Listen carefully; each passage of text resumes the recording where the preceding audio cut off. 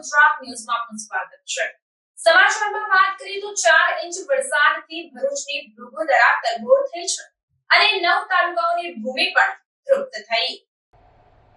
ભરૂચ શહેર અને જિલ્લામાં વીતેલા 24 કલાકમાં સાર્વત્રિક ધોધમાર વરસાદ વરસ્યો હતો। ભરૂચ શહેરમાં વરસેલા 4 ઇંચ વરસાદના પગલે જળબંબાકારની પરિસ્થિતિનું નિર્માણ થયું હતું।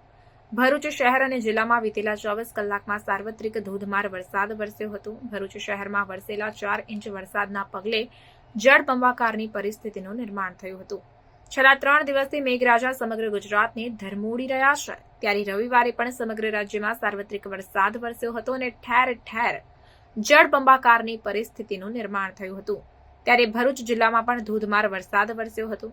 ભરૂચ જિલ્લામાં વરસાદના આંકડા પર નજર કરીએ તો જંબુસરમાં 1 ઇંચ, આમોદમાં 17 મિલીમીટર, વાગરામાં 2.5 ઇંચ, સૌથી વધુ ભરૂચમાં 4 ઇંચ, ઝઘડિયામાં 1.5 ઇંચ, અંકલેશ્વરમાં 2.5 ઇંચ, હાસોટમાં 3 ઇંચ, વાલિયામાં 2 ઇંચ અને નેત્રંગમાં 1 ઇંચ વરસાદ વરસ્યો હતો। ભરૂચ શહેરમાં વરસેલા 4 ઇંચ વરસાદના પગલે ઠેર ઠેર વરસાદી પાણી ભરાઈ ગયા હતા અને જનજીવન પર અસર પહોંચી હતી। તો આ તરફ ગ્રામ્ય વિસ્તારોમાં પણ ખેતીલાયક વરસાદ વરસી જતા ખેડૂતોમાં ખુશીનો માહોલ જોવા મળી રહ્યો છે।